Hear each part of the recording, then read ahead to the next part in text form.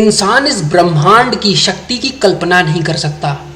आप ना समझ सकते हैं ना ही समझा सकते हैं कि इस अंतरिक्ष की शक्तियां कितनी ज़्यादा ताकतवर हैं। अंतरिक्ष के बारे में जानना दिलचस्प तो है, पर इसको समझ सकना असंभव है। अंतरिक्ष में पाई गई अजीबोगरीब चीज़ों की शुरुआत हम स्पेस लाइटनिंग से करते हैं, तो तैयार हो जाइए अपने होश उड़ाने के लिए। अंतरिक्ष में पाई जाने वाली एक गैलेक्सी जिसका नाम है 3C303, गैलेक्सी 3C303 में इस ब्रह्मांड में पाई जाने वाली सबसे शक्तिशाली और बड़ी बिजली पैदा की जा रही है। इसके बीच से निकलने वाला ये करंट हमारे आसमान में चमकने वाली बिजली से 1 खरब गुना ज्यादा है और ये 1,50,000 प्रकाश वर्ष की दूरी तय कर रहा है। साइंटिस्टों ने यह धारणा बनाई है कि आकाश गंगा के बीचों बीच एक ब्लैक होल है जिसकी मैग्नेटिक फील्ड यानी चुंबकीय क्षेत्र से इस बिजली को पैदा किया जा रहा है। ब्लैक होल की मैग्नेटिक फील्ड यहाँ पर बन रही बिजली में इतनी एनर्जी भर देती है जिससे ये एक भयानक विस्फोट के साथ चारों तरफ फैली धूल और गैस की मदद लेते हुए यहाँ से छूट पड़ती है और 1,50,000 प्रकाश वर्ष की दूरी तय कर लेने के बाद ही थमती है। हमने अपनी आकाश गंगा को बहुत बड़ा समझा था, पर गैलेक्सी 3C303 से निकलने वाली ये सिर्फ एक थंडर बोल्ट या बिजली की गाज हमारी आकाश गंगा के आकार से 1.5 गुना ज्यादा बड़ी है। अंतरिक्ष में हो रहे कुछ अजूबों में पिलर्स ऑफ क्रिएशन का भी नाम आता है। इस चीज का नाम पिलर्स ऑफ क्रिएशन सन 1995 में जब हबल टेलीस्कोप में इसकी फोटो कैद हो गई तब रखा गया। इस अचंभित कर देने वाली फोटो में हाथी की सूंड के आकार में बने विशाल गैस और धूल से बने बादलों को देखा गया जो नए तारों को जन्म देते समय समुद्र की लहरों की तरह लहराते हुए दिख रहे थे और एक ही समय पे पास में पाए जाने वाले सुपरनोवा की शॉक वेव से नष्ट भी हो जा रहे थे। ये सांसों को रोक देने वाला दृश्य था जिसमें हमारे ब्रह्मांड में हो रही रचना को कैद कर लिया गया था। पर ऐसा माना जा रहा है कि पिलर्स ऑफ क्रिएशन नष्ट हो चुका है। एस्ट्रोनॉमर्स मानते हैं कि सुपरनोवा की शॉक वेव्स ने पिलर्स ऑफ क्रिएशन को आज से 6,000 साल पहले ही नष्ट कर दिया था, पर हम उसे आज भी इसीलिए देख सकते हैं क्योंकि pillars of creation eagle nebula नाम की जगह पर पाया गया है जहां पे तारों का जन्म होता रहता है। ईगल नेबुला सर्पेन नाम के नक्षत्र में मौजूद है और वहां से हमारे अर्थ पे लाइट को पहुंचने में 7,000 साल का समय लगता है। इसीलिए अनुमान लगाया गया है कि हम इन पिलर्स को अगले 1000 साल तक और देख सकते हैं और जो भी उस तस्वीर में कैद हुआ वो आज से करीब 6,000 साल पुरानी घटना थी जिसकी इमेज 6,000 साल बाद हम तक पहुंच सकी। अब बात करते हैं एक ऐसे ग्रह की जो कि बर्फ से बना हुआ है पर फिर भी उस पे आग सुलगती रहती है। सूरज से 30 प्रकाश वर्ष की दूरी पर यानी 30 लाइट ईयर्स की दूरी पे ग्लीस 436b नाम का ये एक्सोप्लैनेट पाया जाता है। एक्सोप्लैनेट ऐसे ग्रह होते हैं जो अपने सोलर सिस्टम से बाहर अकेले किसी तारे का चक्कर लगा रहे होते हैं। एस्ट्रोनॉमर्स को इस अजीबोगरीब ग्रह ने सोच में डाल रखा है क्योंकि एक तो ये ग्रह बर्फ का बना हुआ है और ऊपर से इसकी बर्फ जलती और सुलगती रहती है। ये ग्रह जिस तारे का चक्कर लगाता है उस तारे से ये काफी पास में पड़ता है, जिस वजह से इस ग्रह का टेम्परेचर 800 डिग्री फ़ारेनहाइट से भी ज्यादा है। आमतौर पे पानी 212 डिग्री फ़ारेनहाइट पे भाप बन के उड़ जाता है, पर इसके बावजूद इस ग्रह पर बर्फ होना लोगों को उलझन में डाल देता है। इससे जुड़े सिद्धांत ये बताते हैं कि इस जगह पर पाया जाने वाला अनोखा किस्म का पानी जो एक ठोस रूप में पाया जाता है जिसे आइस 7 या आइस 10 का नाम दिया गया है। ये बहुत ही ताकतवर ग्रेविटेशनल प्रेशर और हीट यानी गर्मी से बंधा हुआ है। साफ तौर पे अगर समझाया जाए तो इस ग्रह पर बर्फ ना पिघल के ठोस इसीलिए बनी रहती है क्योंकि इस ग्रह पर बहुत ही ज्यादा मात्रा में पानी मौजूद है और इस ग्रह पर पाई जाने वाली ग्रेविटी यानी गुरुत्वाकर्षण शक्ति इतनी ज्यादा ताकतवर है कि वो पानी को अपने तल की तरफ पूरी ताकत लगाकर बुरी तरह से खींचती है, जिस वजह से वाटर मॉलिक्यूल्स यानी पानी के अणु इतना कस के एक दूसरे से बंध जाते हैं, जिस वजह से पानी भाप बनकर उड़ नहीं पाता। अब जानते हैं स्पेस रास्पबेरीज एंड रम के बारे में। हमारी मिल्की वे नाम की गैलेक्सी के बीच में पाए जाने वाले धूल से बने बादलों के बारे में वैज्ञानिक कई सालों से अध्ययन कर रहे हैं। इन धुएं से बने बादलों को साइंटिस्ट कुदरत का एक ऐसा करिश्मा मान रहे हैं जिसने उन्हें हैरान कर दिया है। इस बादल को सैजिटेरियस B2 के नाम से जाना जाता है।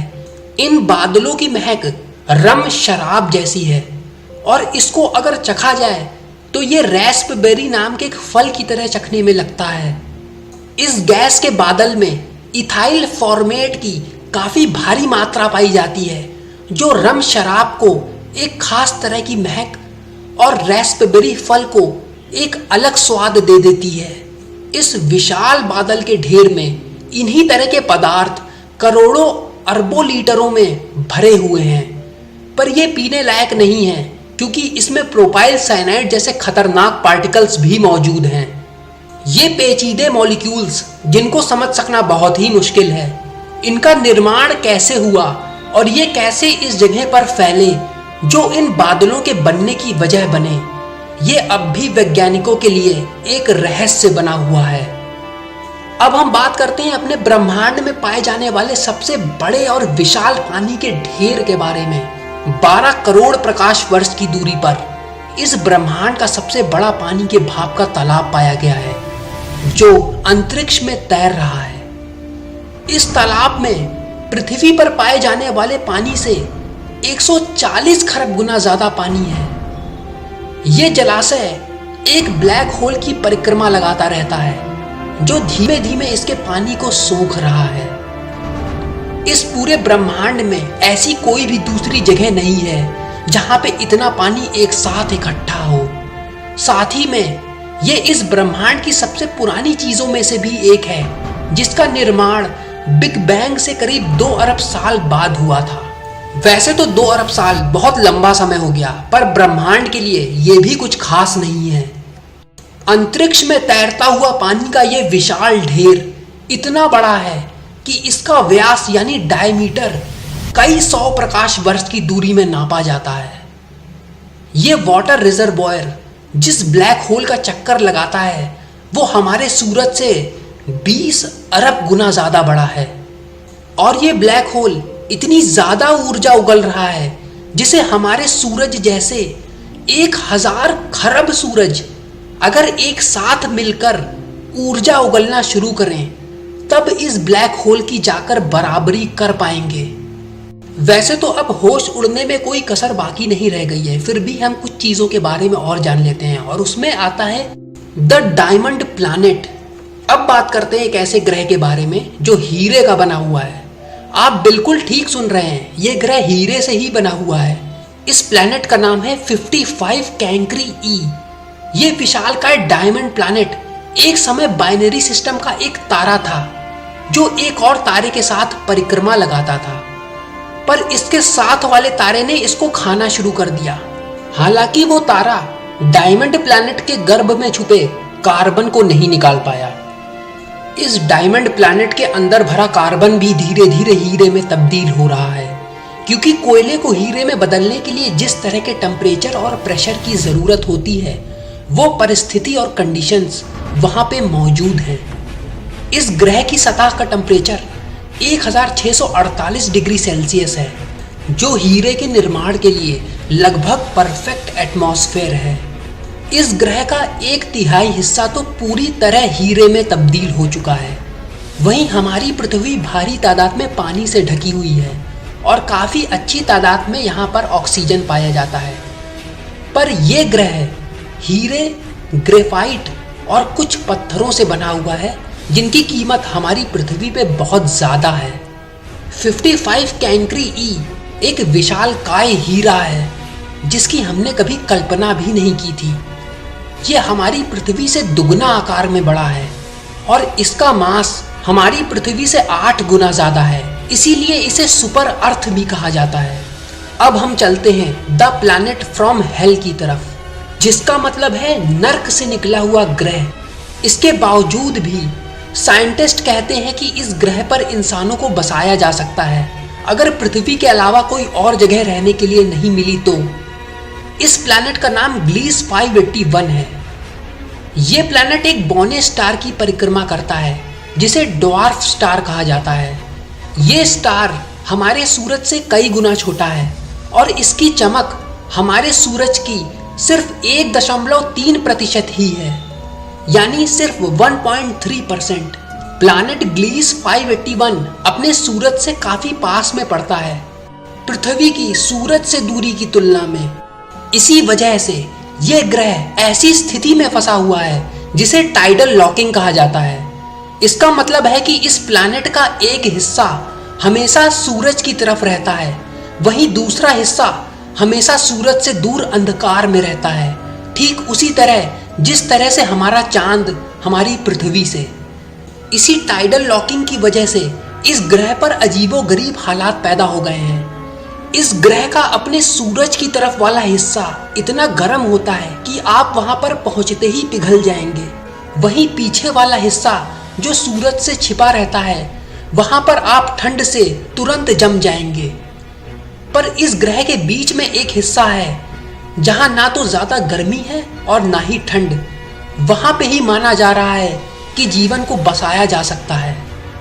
पर इंसान को अगर वहां पे कभी रहना पड़ा तो उसे कई चुनौतियों का सामना करना पड़ेगा।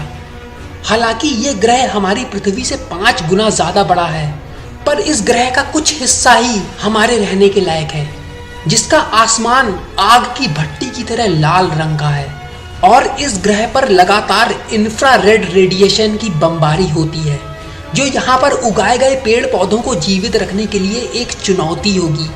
इनकी वजह से पेड़ पौधों का रंग काला पड़ जाएगा और इंसानों के ऊपर क्या मुसीबतें आएंगी ये तो वहाँ पर रहने पर ही पता चलेगा। तो इस वीडियो में इतनी अजीबोगरीब चीज़ों को जानने के बाद एक सवाल खड़ा होता है कि हमारा अस्तित्व इस ब्रह्मांड में क्या है। इसी के साथ ये वीडियो मैं यहीं पर समाप्त करता हूँ और मैं विक्रम सिंह मिलता हूँ आपसे बहुत ही जल्दी एक नए वीडियो के साथ। तब तक अपना ख्याल रखिएगा। नमस्कार।